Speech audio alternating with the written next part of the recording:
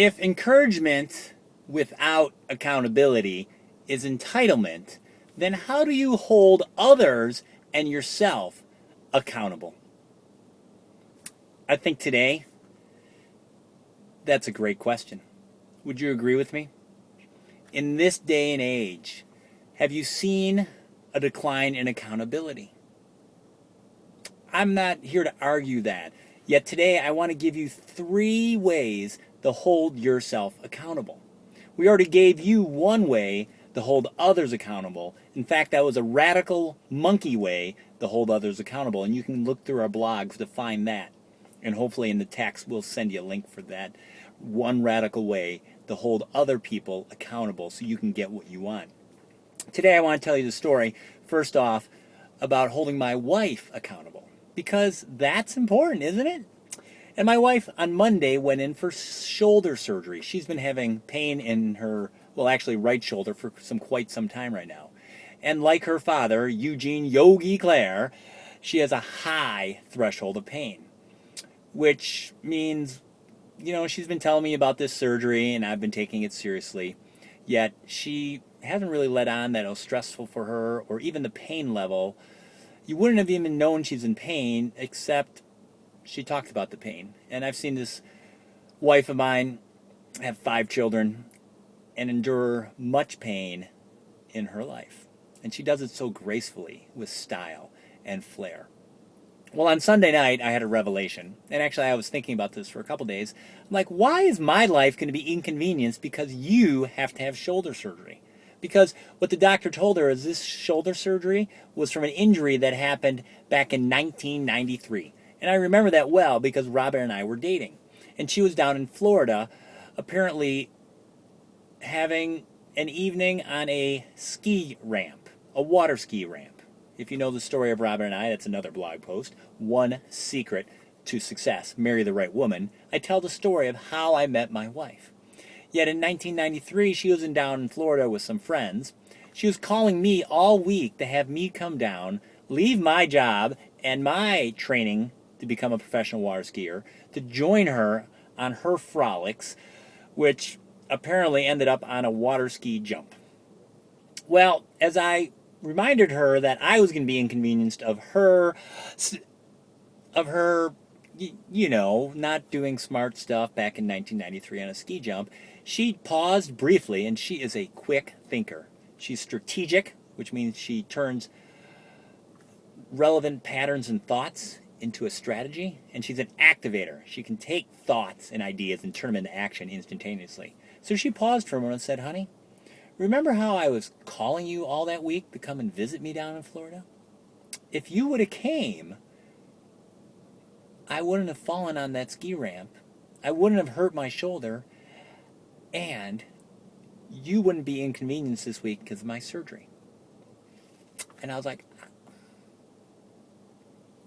and that gets me into 3 ways to hold yourself accountable. Because reason number 1 is you need to do what you say. You should be early if you have a meeting. And when you mess up, realize you are going to mess up because there are no perfect people. You need to say something like this. Repeat after me. I'm sorry. Will you forgive me for example, in my case, I could say, I'm sorry, Robin. Will you forgive me for not taking those phone calls back in 1993 and coming down and being with you and staying too focused on my work and my ambitions? I hope you'll forgive me. And then you're just silent. Because sometimes people will forgive you in an instant and move on. Other times, for instance, my wife, she takes a little bit of time before she forgives. She forgives me, but she doesn't warm up right away all the time. Anybody else relate to this? And that's okay. That's just how we are as humans. We're all like that in some way, shape, or form. And we're all different about how we forgive. Well, my point here is to say step number 2 of holding yourself accountable. Remember, step 1 was doing what you say. Practice being on time for all your meetings on top of that. Number 2 is you're 100% responsible for you. So it was ironic that I was blaming my wife for the shoulder injury that I caused. It really does always come back to me. And I say that honestly, when I analyze the situations, if my wife's upset about something, I can usually trace it to something that I did, whether it was a harsh tone or inconsiderate about what she needed in any given day, and something that always relates back to me. So, step 2 of holding yourself accountable is be 100% responsible for you. Everything is your fault. And why is that important? Because when you say you're not at fault, when you blame others or shift blame, you become the victim.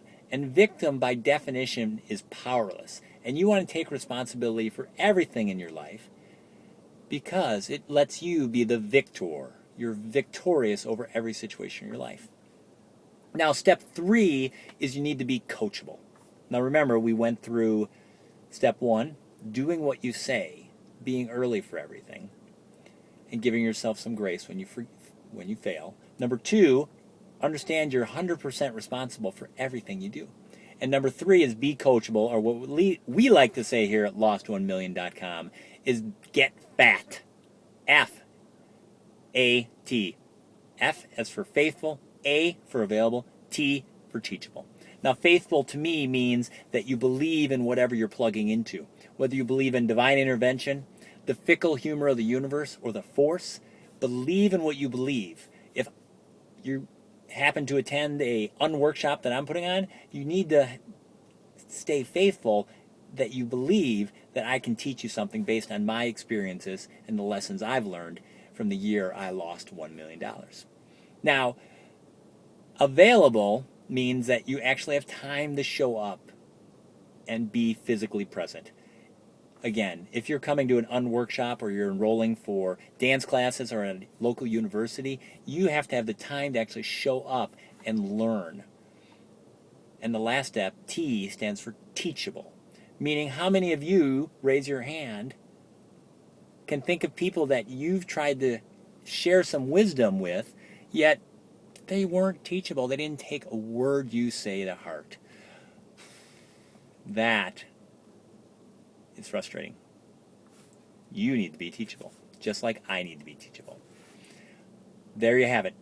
3 ways to hold yourself accountable to what you're committed to. Because what I know about you is you want what you want when you want it. And that revolves around 3 things I find out when I talk to leaders, teams, and people.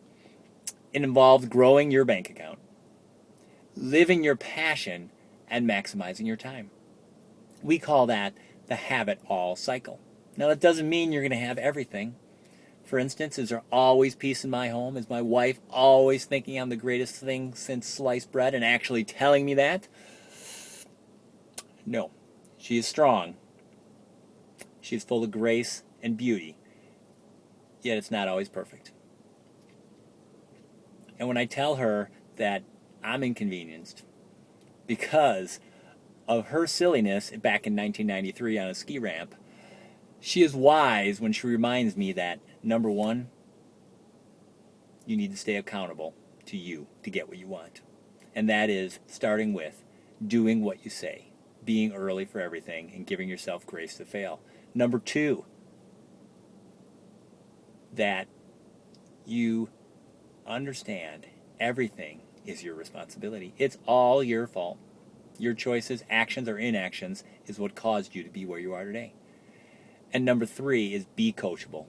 Get fat, faithful, available, teachable.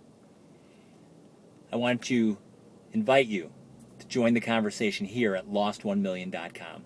If you're watching this on YouTube, go on over to lost1million.com. I want you to discover the workshop series we place or put on at the Lake Monona Business Center called Currency is More Than Cash. Because yes, we talk about cash, yet you know it's not all about the money. Currency is truly more than cash. And number 3, who do you know that needs to hear this message? Let me know who they are, and I'll come talk to them.